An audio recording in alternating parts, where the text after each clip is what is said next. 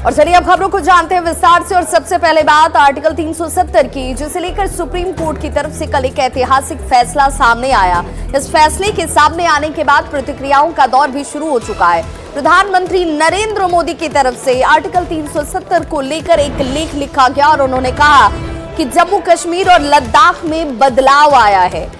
कानून अब बिना भेदभाव के सभी पर समान रूप से लागू होते हैं। ये तब्दीली है। जम्मू कश्मीर और लद्दाख के लिए एक बड़ी बदलाव की तस्वीर सामने है। हमने नागरिकों की चिंताओं को समझा है।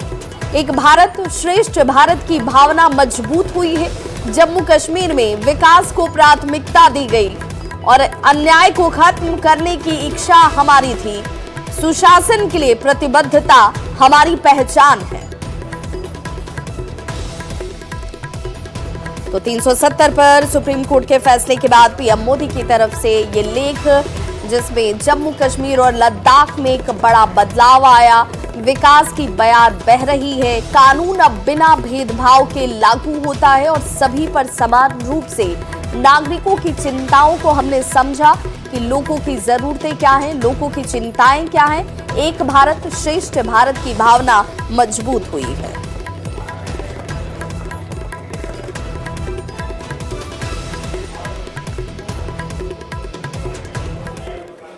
और अगली खबर बिहार के मुख्यमंत्री हेमंत सोरेन से जुड़ी हुई, जो आज केसरिया जाने वाले और केसरिया में आज पर्यटकों को एक बड़ी सौगात हासिल होती हुई नजर आएगी। केसरिया में पर्यटन के दृष्टिकोण से लंबी चौड़ी योजनाओं की सौगात जो है वो मुख्यमंत्री नीतीश कुमार की तरफ से दी जाने वाली है। और देखिए किस तरीके से भव्य तैयारी केसरिया में की गई है। मुख्य स्तूप का एक छोटा स्वरूप यहाँ पर बनेगा। 18 करोड़ की योजनाओं का शिलान्यास जो है वो मुख्यमंत्री नीतीश कुमार की तरफ से की जाएगी और पर्यटन को विकसित करने के लिए, इसके विकास के लिए केसरिया पहुंचने वाले हैं बिहार के मुख्यमंत्री नीतीश कुमार।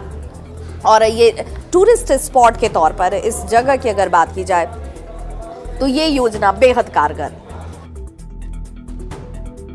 मुख्यमंत्री नीतीश कुमार आज पूर्वी चंपारण के केसरिया आ रहे हैं।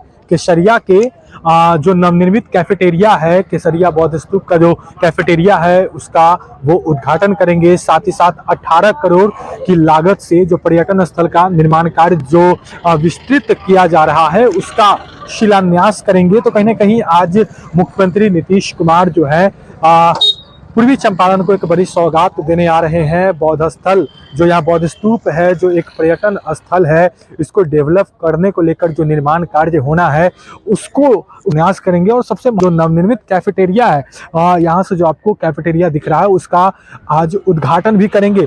नीतीश कुमार के आगमन को लेकर तैयारी पूरी जोर शोर से चल रही है। आप देखेंगे काफ़ी संख्या में पुलिस वालों की तैनाती की गई है और तमाम जो है सुरक्षा बल के लोग जो है यहाँ पर मौजूद है। हर तरफ दूर दूर तक जो है सुरक्षा बल तैनात है और काफी सघन जांच के बाद लोगों को अंदर जाने दिया जा रहा है।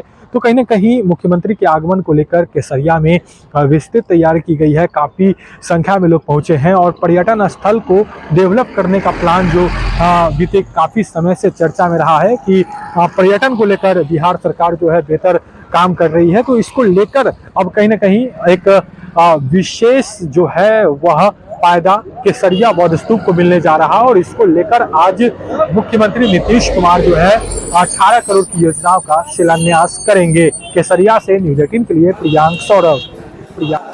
और अगली बड़ी खबर राजधानी रांची से, जहां पर जीएसटी संशोधन विधेयक को मंजूरी दे दी गई है। राज्यपाल सीपी राधाकृष्णन की तरफ से ये मंजूरी दी गई है और इसके बाद तब्दीली क्या आएगी, बदलाव क्या आएगा, वो भी हम आपको जानकारी देते चले। आपको बताते चले राज्यपाल सीपी राधाकृष्णन की तरफ से मंजूरी मिलने के बाद अब मनी गेमिंग को नियंत्रित करना, इसका जो मकसद है उस मकसद को पूरा किया जा पाएगा।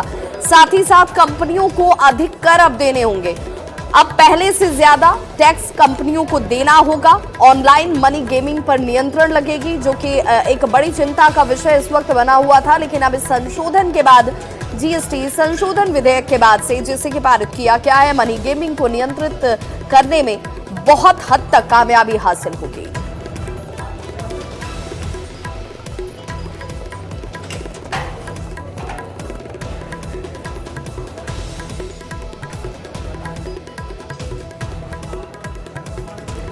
ऑनलाइन मनी गेमिंग पर नियंत्रण करने के लिए ये विधेयक अपने आप में बेहद कारगर और महत्वपूर्ण। कंपनियों को अब पहले से ज्यादा कर जो है वो चुकाना होगा, देना होगा।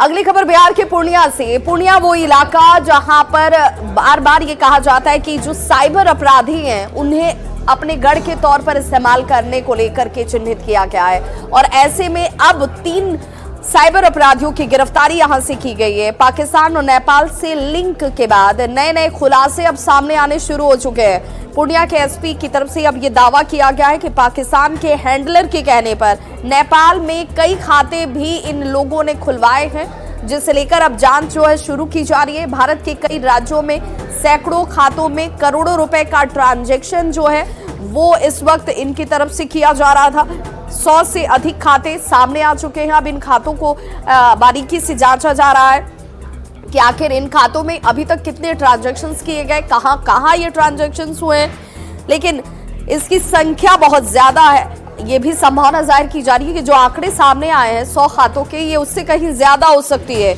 आरोपियों ने यूपी के फैजाबाद, उड़ीसा और बंगाल में भी सैकड़ों खाते खुलवा रखे थे जहां पर पैसों का ट्रांजैक्शंस किया जा रहा था। एसपी की तरफ से यह भी दावा किया गया है कि बड़े साइबर गिरोह में ये सभी जुड़े हुए थे। फ्रॉड में हम लोगों ने अभी जितने भी बैंक अकाउंट्स हैं सबके डिटेल्स निकाले हैं और हम लोग मैन्युअली उस सारे बैंक अकाउंट्स को चेक कर रहे हैं। उसके बाद जैसा भी अपडेट जैसा आएगा आप लोगों के माध्यम से, मीडिया के माध्यम से हम अपडेट करते रहेंगे उसको। अब तक की जांच में कहां से इसका लिंक आया है सर, कहां पैसा गया है?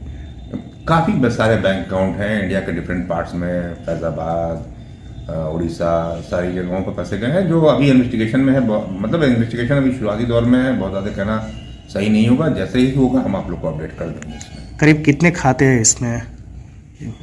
100 से ज़्यादा खाते तो अभी तक हम लोग उसमें जांच कर रहे हैं। कितने करोड़ रुपया इसमें गया? ये एग्जैक्ट अमाउंट अभी बताया नहीं जा सकता है, जैसे ही इन्वेस्टिगेशन में होगा। ये तो चूंकि बहुत फैला हुआ साइबर फ्रॉड है तो इसमें एग्जैक्ट अमाउंट। पूर्णिया के जलालगढ़ से गिरफ्तार अंतर्राष्ट्रीय साइबर गिरोह के मामले में कई नए खुलासे हुए हैं। एसपी आमिर जावेद ने बताया कि नेपाल में इन लोगों ने खाता खोला था जिसमें पाकिस्तान से रुपया भेजा गया था और फिर नेपाल से सैकड़ों खातों में रुपया भेजा गया है और ये खाते भारत के कई राज्यों के हैं, जैसे यूपी के फैजाबाद में कई खाते हैं, उड़ीसा में, बंगाल में कई सैकड़ों की संख्या में खाते में पैसा गया हुआ है और ये करोड़ों रुपये का ट्रांजैक्शन हुआ है। हालांकि इस मामले में अभी प्रशासन लगातार कार्रवाई कर रही है, लगातार जांच कर रही है। कई मामले सामने आने की संभावना है। एसपी ने कहा कि अभी पूर्णिया पुलिस खुद इसकी जांच कर रही है और टीम को बाहर भेजा भी गया है और इसकी जांच के बाद ही कुछ स्पष्ट हो पाएगा कि आखिर ये पैसा पाकिस्तान से नेपाल आता था और नेपाल से फिर वो पैसा भारत क्यों भेजा जाता था, इसके पीछे क्या रीज़न है। इस मामले में कई तरह के कयास लगाए जा रहे हैं। कहीं ये हवाला का पैसा तो नहीं है या कोई साइबर क्राइम का ही पैसा नहीं है या इसका कोई आतंकी फंडिंग तो नहीं हो रहा है। इन सारे बिंदुओं पर पुलिस फिलहाल जांच कर रही है। कुमार प्रवीण, न्यूज़ 18 पूर्णिया।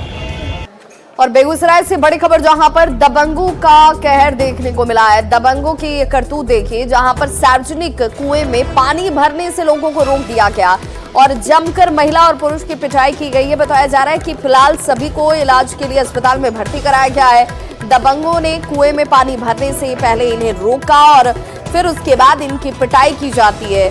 सार्वजनिक कुआं जिस पर दबंगों ने अपना कब्जा जमा रखा है, पानी भरने पर जमकर पिटाई कैसे महिला और पुरुषों की गई, जिसके बाद कई लोगों को अस्पताल पहुंचाया गया है। तस्वीर आपके सामने है जहां देखिए बड़ी बेरहमी से दबंगों की तरफ से इन लोगों को पीटा जाता है और कई लोग इस दौरान जख्मी हो चुके हैं जिनका इलाज इस वक्त जारी है। मुफस्सिल थाना क्षेत्र के साख गांव की ये घटना है। और हम लोग बगल में एक मेडिकल है, वहाँ दवा बिरा करवाए जितने भी घायल थे और इंतज़ार किए कि वो आएंगे और दर्द हो रहा था तो बगल मेडिकल है वहाँ दवा बिरा दिलवाए। उसके बाद इंतज़ार कर रहे थे प्रशासन थाना से चाहिए सवारी से जो भी आएंगे। कोई नहीं आए। लास्ट लगा 20-25 तक जमा गया। अच्छा, मतलब जब तक माय बहन सुन लगे ना वो सब माय बहन सब पहले और सब मारल करके चमार छी तो की कर लेबी तोरा कत्ता खासियत छौ खाए को पाए नहीं छ अच्छा आ तो केस लड़ भी अभी एलिया नहीं ना सब गिरबै रहे अच्छा क्या बोल रहा था? करके वहां जाय छी केस कर मारा पीटा लगे छै अच्छा जाई तै सब क्यों मारने पीटने लगता है? कहने को मटुआ करा देबो अच्छा हां यहाँ पर नहीं देबो आबे क्यों नहीं आने देगा? वही सब कि आप लोग जब कुआं पर नहीं आएंगे अच्छा जब अच्छा तो मारे पीटे छै गोली मार थोड़ा जल्दी खा गरम करके सब घुस सामने निकल मारे पीटे चार लड़का के मार के औरत के मार अंदर में घर छै। ये मामला आज मुफस्सिल थाना के सामने आया था। कुछ महिलाएं आई थी और उनके शिकायत पे मुफस्सिल थाना ने कार्रवाई की है। महिलाओं ने जो एक महिला है पीड़ित पक्ष, उन्होंने लिख के दिया है कि वो 2 दिन पहले अपने किसी दुकान पे बैठी हुई थी, तो जो बगल के कुछ लोग हैं उन्होंने आके उनके साथ गाली गलौज और मारपीट की है। जो उन्होंने लिख के दिया है उस पर FIR दर्ज की जा रही है और छापेमारी उस पर की जा रही है। बाकी जो बातें आपने बताई हैं इस बारे में भी महिला से पूछा जा रहा है और जो पीड़ित पक्ष है उससे पूछा जा रहा है। गाँव में भी लोगों का बयान लिया जा रहा है, इस पे इन्वेस्टिगेशन। और अगली खबर बेतिया से, जहां पर 2 आशिक की जमकर पिटाई कर दी गई। अब आपके मन में सवाल उठेगा कि आखिर इन दोनों आशिक की पिटाई किसने की और क्यों की है। तो आपको बताते चले इन दोनों के ऊपर लड़कियों को छेड़ने का आरोप था, जिसके बाद इंडो नेपाल बॉर्डर जो सीमा बताई जा रही है वहां पर इन दोनों को पहले ग्रामीणों ने पकड़ा और जमकर इनकी धुनाई कर दी। छेड़खानी का आरोप इनके ऊपर है। बताया जा रहा है कि पिटाई का ये वीडियो जो है सोशल मीडिया पर इस वक्त तेजी से वायरल होता हुआ, जिसमें इंडो नेपाल बॉर्डर के इनरवा थाना क्षेत्र से सटे गांव में ये दोनों घुसते हैं और उसके बाद महिलाओं और लड़कियों से छेड़खानी करने लगते हैं। दोनों युवक शराब के नशे में उस वक्त धुत बताए गए हैं।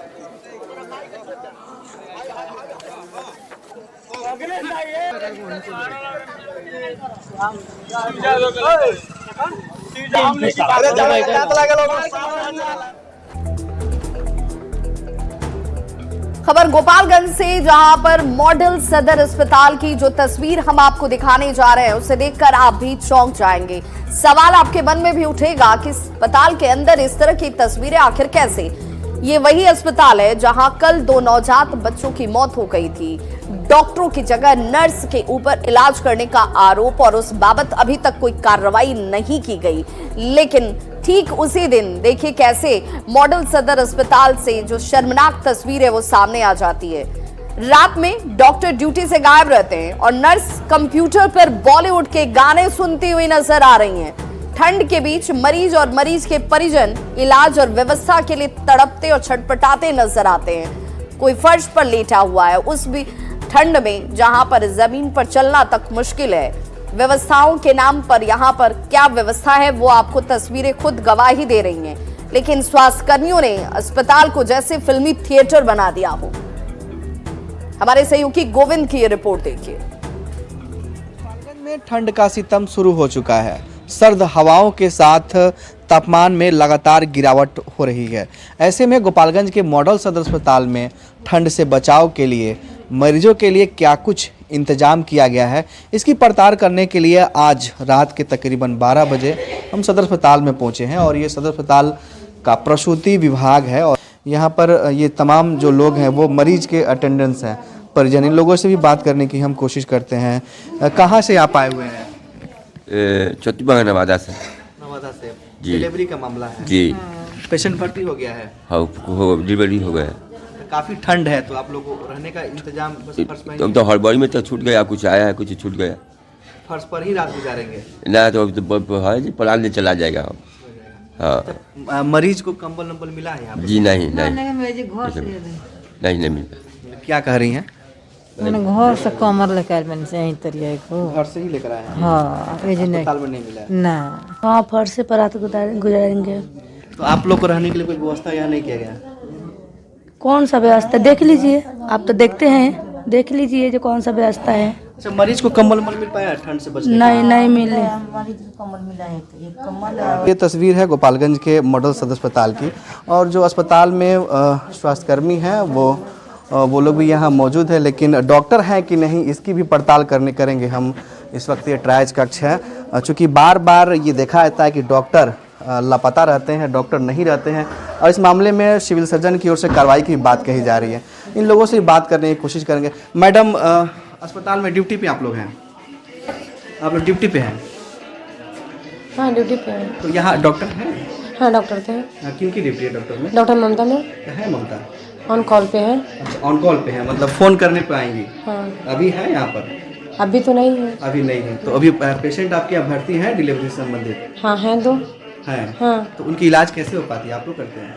अभी तो नॉर्मल डिलीवरी पर हम ही लोग करवाते हैं, जब सर्जरी की ज़रूरत आता है तो मैं हमको कॉल करते हैं। तो ये डॉक्टर का चैम्बर है और यहाँ पर क्या चल रही है आप तस्वीरों में भी देख सकते हैं कि यूट्यूब पे जो वीडियो चल रहा है, स्टाफ है यहाँ, जीएनएम लोग भी हैं यहाँ पर, लेकिन स्थिति क्या है आप साफ तौर पर देख सकते हैं कि डॉक्टर यहाँ जो है डॉक्टर ममता जो है उनकी ड्यूटी है, लेकिन यहाँ डॉक्टर नहीं है।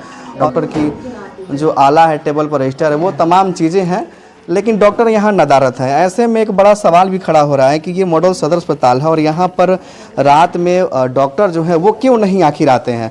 चूँकि पिछले 24 घंटे की बात करें तो यहाँ 2 नवजात बच्चों की मौत हो गई है और मरीज के जो परिजन हैं, परिवार के जो सदस्य हैं, उनके द्वारा लापरवाही का आरोप भी लगाया गया था। तो ऐसे में इस अस्पताल में लगातार डॉक्टरों के गायब रहने पर एक बड़ा सवाल भी खड़ा हो रहा है। अब देखने वाली बात होगी कि इस पूरे मामले पर स्वास्थ्य विभाग के अधिकारी कब तक संज्ञान ले पाते हैं या फिर व्यवस्थाएं ऐसी ही बनी रहेंगी। गोविंद कुमार, न्यूज़ 18, गोपालगंज। तो ऐसी तस्वीरों के सामने आने के बाद सवाल कई उठ रहे हैं। सवाल ये कि इतना बड़ा मॉडल सदर अस्पताल, नाइट ड्यूटी पर डॉक्टर की मौजूदगी क्यों नहीं है? रात में महिला डॉक्टर यहां क्यों नहीं रहती हैं? इस लापरवाही के लिए जिम्मेदार कौन है? गर्भवती महिलाओं का इलाज आखिर किसके भरोसे छोड़ा गया है?